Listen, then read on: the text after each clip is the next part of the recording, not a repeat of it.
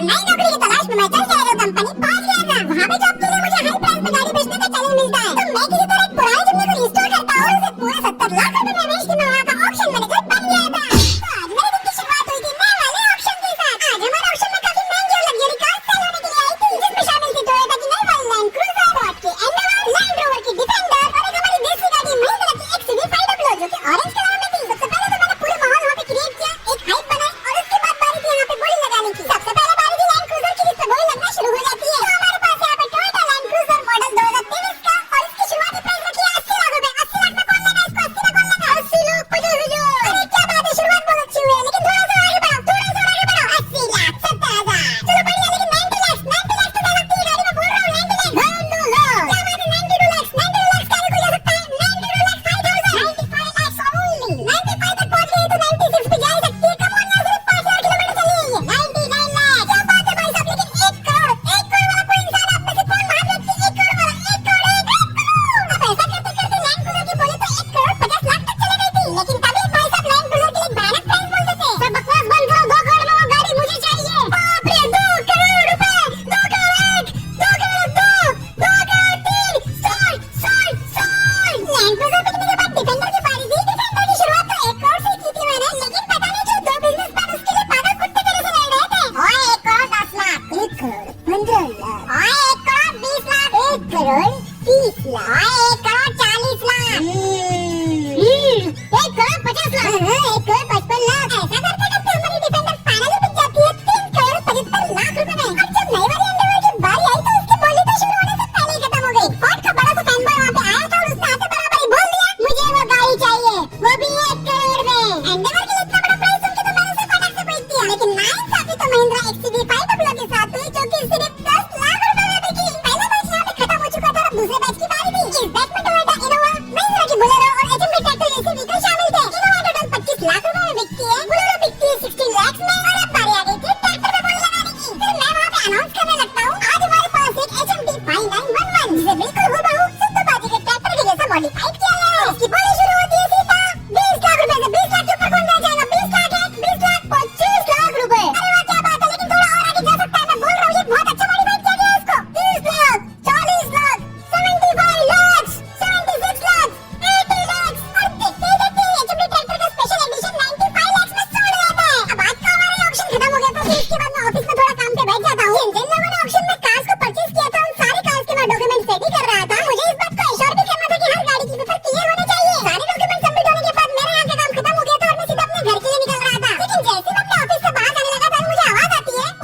मूसा भाई। अरे मूसा भाई, मैं तुम्हें कब से ढूंढ रहा हूँ, आप कहाँ थे? ये मेरे मैनेजर थे, तो मैं इन्हें देख के बोलता हूँ गुड मॉर्निंग सर, और फिर इनके पास जाके इन्हें बोलने लगता हूँ, क्या हुआ सर, आपने मुझे बुलाया? कोई काम वगैरह था क्या? तो वो मुझे बोलने लगते हैं, वैसे मैं इन दिनों देख रहा हूँ कि तुम काफी बढ़िया गाड़ी बेच रहे हो ऑप्शन में। अरे थैंक यू सर, मैं तो और भी अच्छे से काम करने की कोशिश कर रहा हूँ बस। तो इतना हमारी कंपनी के लिए काफी नहीं है मिस्टर मूसा। ये सुन के मैं बोला कि सर मैं आपका मतलब नहीं समझा। वो किक, वो पावर, वो टीआरपी नहीं मिल रही है हमें, जो मिलनी चाहिए। ये सुन के मैं उनसे पूछता हूँ कि सर आप चाहते क्या है? तो वो मुझे बोलने लगते हैं, मैं चाहता हूँ तुम ऑप्शन में कुछ ऐसा ले आओ जिसे देख के पूरी की पूरी पब्लिक पागल हो जाए। आपका मतलब क्या है सर? मेरा मतलब कुछ नया लेके आओ, कुछ यूनिक लेके आओ यार। चलो एक काम करता हूँ, मैं तुम्हें गाइडेंस। ये स्कॉर्पियो देख रहे हो, ये मुझे अपने खाला के लड़के ने गिफ्ट की थी। अच्छा, इसके साथ कुछ ऐसी तिगड़मबाजी करो कि कम से कम 2 करोड़ रुपए तो निकल के आए। ये बात सुन के मैं बोलता हूँ, पर सर स्कॉर्पियो को कितना भी मॉडिफाई कर लो, ये 2 करोड़ रुपए में कैसे बिकेंगी? वो तुम्हारी प्रॉब्लम है, मेरी नहीं।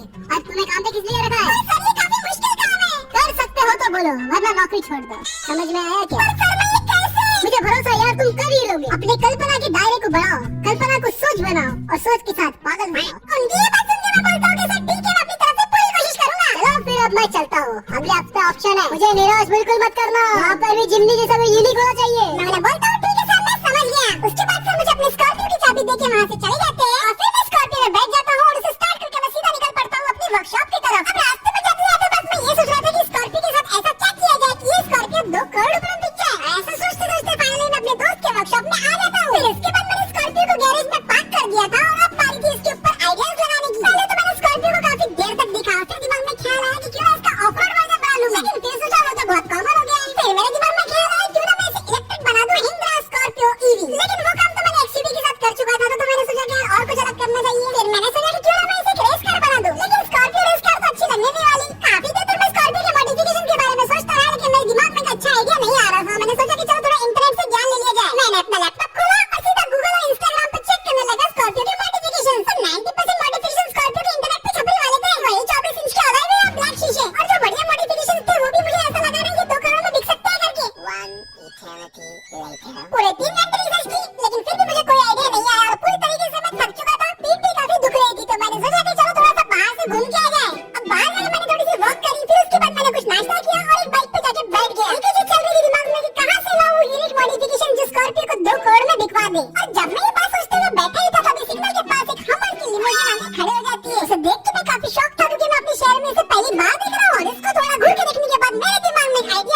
कि बहुत दिनों से सोया हुआ था। मैं समझ गया था कि हर चीज के पीछे कोई ना कोई मकसद तो जरूर होता है, और इस लिमोजिन को देख के मेरे दिमाग की बत्ती जल गई थी। मैं फौरन अपनी बाइक से उठा और सीधा भागते हुए पहुंच गया अपनी वर्कशॉप में। और स्कॉर्पियो को स्टार्ट करके सीधा मैं निकल पड़ा एक नई वर्कशॉप की तरफ, क्योंकि जो मैंने काम सोच के रखा था वो छोटी मोटी वर्कशॉप में तो बिल्कुल भी नहीं होने वाला। मैं अपनी स्कॉर्पियो को फुल स्पीड पर ड्राइव करता हूँ और सीधा पहुंच जाता हूँ बबलू मैकेनिक की वर्कशॉप में। वर्कशॉप में पहुंचने के बाद मैं फौरन अपनी गाड़ी को पार्क कर देता हूँ और गाड़ी से उतर के सीधा बबलू मैकेनिक से मुलाकात कर लेता हूँ। फिर स्कॉर्पियो को मॉडिफाई करने का सारा के सारा प्लान मैं बबलू मैकेनिक को बता देता हूँ। बबलू मैकेनिक मेरी सारी की सारी बातें सुनते हैं और सारा प्लान सुनने के बाद वो मुझे बोलने लगते हैं, देखो तुम्हारा मॉडिफिकेशन यूनिक और मस्त तो जरूर है, लेकिन ये कामयाब होगा या नहीं हम इसकी गारंटी नहीं ले सकते। वैसे मैं और मेरे बॉयज तो पूरी कोशिश करेंगे इसके मॉडिफिकेशन को टॉप लेवल करने की। तो मैं बबलू भाई को बोलने लगता हूँ कि आप ही मेरी आखिरी उम्मीद है बबलू भाई, पूरी कोशिश करना। तो वो मुझे बोलते हैं कि फिक्र मत करो, हम पूरी कोशिश करेंगे। और फिर उसके बाद मेरी स्कॉर्पियो में मॉडिफिकेशन का काम शुरू हो जाता है। सबसे पहले तो बबलू मैकेनिक अपने सारे के सारे बॉयज को बुला लेते हैं और उसके बाद अपने बॉयज को सारा प्लान समझा देते हैं किस तरीके से स्कॉर्पियो को मॉडिफाई करना है। ओके, तो तुम लोग समझ गए ना? समझ गए, तो काम शुरू किया जाए। सबसे पहले सारे वर्कर लोग मिलकर मेरे स्कॉर्पियो के इलेक्ट्रिकल और मैकेनिकल पार्ट्स को अलग-अलग कर देते हैं। इसकी चेसी पूरी तरीके से चेंज होने वाली है। पुरानी चेसी को ठोका-ठाकी करने के बाद पूरी तरीके से बॉडी से अलग कर दिया जाता है। इसके अंदर एक नए इंजन की भी जगह बनाई जा रही थी। अब सुबह से लेकर शाम होने को आई थी और अब पूरी तरीके से हमारी स्कॉर्पियो दो टुकड़ों में कट चुकी थी। और सारे वर्कर लोग तो बस यही बोल रहे थे कि एक बहुत बड़ा पागलखाना करके। और फिर उसके बाद मैंने लैपटॉप अपना ओपन किया और बबलू भाई को फाइनल डिजाइन दिखाया अपना किस तरीके की मैं गाड़ी चाहता हूँ। गाड़ी की लेंथ चेंज करनी है, उसके अंदर नए व्हील्स ऐड करने हैं, नया इंजन और इंटीरियर किस तरीके से फिट करना है, वो सारी बातें मैं बबलू भाई को बता देता हूँ। अब जाके बबलू भाई को फाइनल डिजाइन समझ में आ गया था और उसके बाद वो बॉयज को वैसे ही वर्क करने को बोलते हैं। 1 eternity later. 2 दिन लगातार काम करने के बाद हमारी स्कॉर्पियो अब जाके फाइनली चेंज दिख रही थी। इसका फ्रंट और बैक छोड़ के सब कुछ चेंज कर दिया गया था। गाड़ी का एक्सटीरियर का काम कंप्लीट हो चुका था और अब बारी था इसके अंदर का काम करने की और इसके अंदर इंटीरियर वगैरह फिट करने की। और मैं तो बस फाइनल रिजल्ट देखने के लिए काफी ज्यादा एक्साइटेड था। पर अभी भी मेरे दिमाग में ये बात चल रही थी कि जैसा मैं सोच रहा हूँ क्या ये स्कॉर्पियो वैसा कमाल दिखा पाएंगी, क्या होगा अगर फाइनल रिजल्ट अच्छा नहीं निकला तो। ये सारी बातें मैं सोच रहा था तभी यार बस बबलू मैकेनिक आते हैं और मेरे पास आके मुझे बोलने लगते हैं, मुझे यकीन है इसका रिजल्ट तो परफेक्ट ही आने वाला है, तुम फिक्र मत करो भाई। फिर इसके बाद स्कॉर्पियो की वायरिंग कर दी जाती है और इसका इंटीरियर भी इसके अंदर फिक्स कर दिया जाता है और फाइनली इसके अंदर सारा मैकेनिकल काम भी कर दिया जाता है। अब इस गाड़ी के अंदर एक नई चेसी और नया इंजन आ गया था। इसकी हम लोग एक टेस्ट ड्राइव करके आते हैं जो काफी ज्यादा सक्सेसफुल होती है। और फाइनली अब बारी थी इसे पेंट करने की, जो कि पूरी 2 दिन में तैयार होने वाली थी। फाइनली 2 दिनों के बाद सुबह सुबह हमारी गाड़ी पूरी तरीके से तैयार थी ऑक्शन में जाने के लिए। सब लोगों ने एकदम बढ़िया काम किया है। ये लो भैया तुम्हारी गाड़ी तैयार हो गई। और गाड़ी को देख के मुझे अपने आंखों में यकीन नहीं हो रहा था। फाइनली हमारी one and only Mahindra Scorpio limousine edition तैयार हो गई है। शेष तो ये वैसी गाड़ी पूरी है, लेकिन इसके नए अलॉय व्हील्स इसकी खूबसूरती में 4 चांद लगा देते हैं। और इस स्कॉर्पियो के मुकाबले ये लगभग 3 गुना ज्यादा लंबी है। गाड़ी प्रॉपर्ली कंट्रोल हो सके इसलिए हमने इसको 4x4 की जगह 6x6 बना दिया है। इसके हैंडल कमाल की हो चुकी है। एमपी लाइटिंग के साथ एकदम नया और लग्जरी इंटीरियर इसमें फिट कर दिया गया है। इसमें ऐशो आराम की सारी चीजें मिलने वाली है। कस्टम मेड एमोक इंजन इसे और भी ज्यादा पावरफुल बनाता है। और कलर तो इसका हमें मेटालिक ब्लैक रखना ही था क्योंकि उसी में मिलता है हमें रियल माफिया मसल वाला लुक। ये प्रोजेक्ट अब सक्सेसफुली कंप्लीट हो चुका था और अब बारी थी इसे ऑक्शन में ले जाने की। मानना पड़ेगा बबलू भाई और उनके बॉयज ने मिलकर इस स्कॉर्पियो को पूरी तरीके से ट्रांसफॉर्म कर दिया है। हमारी black mafia muscle Scorpio limousine पूरी तरीके से तैयार थी ऑक्शन में जाके टॉप लेवल पे बिकने के लिए। गाड़ी को स्टार्ट करके जब मैंने इसे चलाना शुरू किया तो तब मेरे लिए एक बहुत ही अलग सी फीलिंग थी। मैंने नॉर्मल कार से लेकर सुपर कार तक को ड्राइव कर रखा हूँ, पर ये पहली बार था जब मैं एक इंडियन लिमोजिन को चला रहा था। और जैसे इस गाड़ी के टायर रोड पे आए, इसने अपना जलवा दिखाना शुरू कर दिया था। स्कॉर्पियो का रोड प्रेजेंस तो वैसे ही नेक्स्ट लेवल होता है, और क्योंकि अब एक लिमोजिन बन चुकी है तो भाई अब इसका हर एक चीज 10 टाइम ज्यादा बेटर लग रही है। इसको चलाते हुए मुझे सुकून और कंफर्ट मिल रहा था, वो तो मैं यहाँ पे एक्सप्लेन भी नहीं कर सकता। अब हाईवे पे तो काफी मस्त चल रही थी, लेकिन सिटी में जाने के बाद इसका परफॉर्मेंस मुझे टेस्ट करना था और मैं सोच रहा था कि पब्लिक भी इसके ऊपर रिएक्ट करेंगी तो करेंगी कैसे।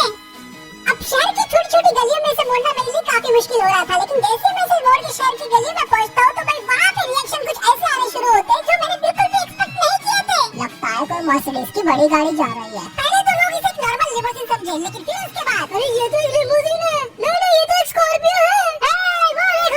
वो देखो स्कॉर्पियो जा रही है। ऐसी स्कॉर्पियो मैंने कभी नहीं देखी। चलो इसका पीछा करते हैं। जाओ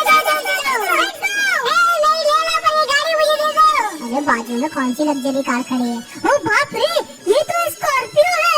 जैसे जैसे मेरी गाड़ी शहर में आगे बढ़ती जा रही थी वैसे वैसे लोगों की भीड़ मेरी गाड़ी को फॉलो करती जा रही थी। देखो इस स्कॉर्पियो के साथ क्या किया, मुझे भी वो कार चाहिए। और देखते देखते आधा शहर में स्कॉर्पियो के पीछे पागल हो गया था।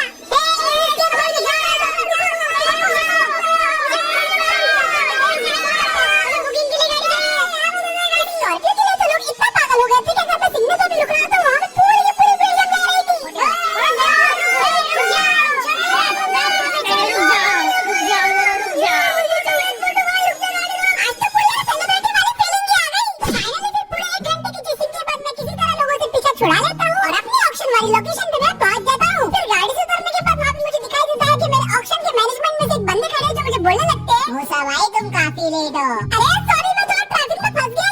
पर गाड़ियों की बोली तो कब से शुरू हो गई है। जरा वहाँ देखो, सारी गाड़ियाँ खड़ी है, बस तुम्हारी गाड़ी को छोड़कर। मुझे नहीं लगता कि तुम्हारी गाड़ी आज बिक पाएंगी। मैं बोलता हूँ कि भाई ऐसा मत करो यार, मेरी गाड़ी को खरीदकर ऑक्शन में ले लो। ना, बिल्कुल नहीं, तुम्हारी गाड़ी ऑप्शन से बाहर हो चुकी है। ये सुन के मैं उन्हें बोलता हूँ कि मैंने इस गाड़ी के ऊपर बहुत मेहनत की है, एक हफ्ता मैंने इस पे बहुत पैसा लगाया और सारा का सारा बर्बाद हो जाएगा। एक मिनट रुक जा, अगर बात पैसे की है तो 550 क्या 550 मेरे पेटीएम में डालो।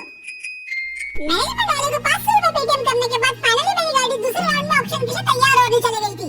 आज तुम काफी लेट हो मूसा, पर मैं ये भी जानता हूँ अगर तुम लेट आए हो तो इसके पीछे कोई ना कोई अच्छी वजह जरूर होगी। तो लेडीज एंड जेंटलमैन, स्वागत है आप सभी का हमारे वीकली कार ऑक्शन में। और आज हमारे पास है एक से एक बड़े से बड़े गाड़ियाँ जो आपको बहुत ही वैल्यू फॉर मनी लगेंगी। और आज हम शुरुआत करेंगे Hyundai Verna 2022 मॉडल से। इसकी शुरुआती प्राइस हमने रखी है सिर्फ और सिर्फ 5,20,000 रूपए। बोलिए 5,20,000 में कौन लेना चाहेगा इसे? ऑक्शन अब शुरू हो गया था, मैं काफी नर्वस हो रहा था। जैसे जैसे हर एक गाड़ी बिक रही थी वैसे वैसे मेरी घबराहट बढ़ती जा रही थी। चलिए दोस्तों, बारी है Mahindra XUV700 हल्के एडिशन की। इसकी शुरुआती प्राइस हमने रखी है सिर्फ 17,50,000 रूपए। 17,50,000 बहुत अच्छा, और कोई आगे जा सकता है? 18,30,000 18,50,000। ऐसा करते करते एक के बाद एक सारी गाड़ियाँ बिक गई और फाइनली वो मोमेंट आ गया था कि जब मेरी Mahindra स्कॉर्पियो पे बोली लगना चालू होने वाली थी और मेरा दिल काफी जोर से धड़क रहा था। दोस्तों, आज की हमारी फाइनल कार कुछ ज्यादा ही स्पेशल है क्योंकि अपने जैसी ये दुनिया में सिर्फ और सिर्फ एक ही है। हमारे घर की ये बात सुनते ही वहाँ के सारे अरबपति बिजनेसमैन के कान खड़े हो गए। मेरे स्कॉर्पियो से वो लोग ऑलरेडी इम्प्रेस थे, लेकिन एक्सक्लूसिविटी का टैग सुन के उनके मुंह में पानी आ गया था। तो इसकी बोली शुरू होती है पूरा 25 लाख रुपए में। बोलो 25 लाख रुपए कौन लेके जाएंगे महिंद्रा स्कॉर्पियो लिमोजिन अपने घर को? 27 लाख, बहुत बड़ी 27 लाख का। और भी ऊपर जा सकता है, 27 लाख से ऊपर जा सकता है। यहाँ पे 29 लाख, 32 लाख, 32 लाख बहुत बढ़िया, लेकिन ये और ज्यादा आगे जा सकती है। कम ऑन यार, पूरी दुनिया में सिर्फ एक ही है ये। 50 लाख रुपए, 55 लाख रुपए।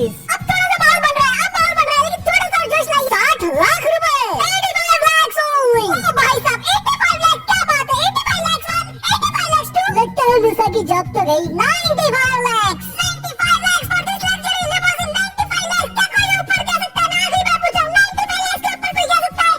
95 लाख 1 करोड़ 25 लाख रुपीस ओनली। बहुत बढ़िया, बहुत बढ़िया। और भी आगे जा सकते हैं हम। स्कॉर्पियो ने 1 करोड़ रुपए का मार्क तो क्रॉस कर लिया था, लेकिन 2 करोड़ तक इसका पहुंचना काफी मुश्किल लग रहा था। चलिए 1 करोड़ 30 लाख में डील खत्म करते हैं। फाइनल 1 करोड़ 30 लाख। कौन लेगा 1 करोड़ 30 लाख में? 1 करोड़ 50 लाख ओनली। ये मेरे बंगले के सामने काफी अच्छी लगेंगी। हम भी जानते हैं ये बंगले के सामने बहुत अच्छी लगेंगी, तो 1 करोड़ 50 लाख में हम डील डन करें। दोनों में से अच्छी है मेरे बेडरूम में लगेंगी, तो क्यों ना इसके लिए हम कर ले 1 करोड़ 80 लाख। सब यहाँ पे 1 करोड़ 80 लाख, 1 करोड़ 80 लाख हम डील डन करते हैं। 1 करोड़ 80 लाख, 1 करोड़ 80 लाख टू।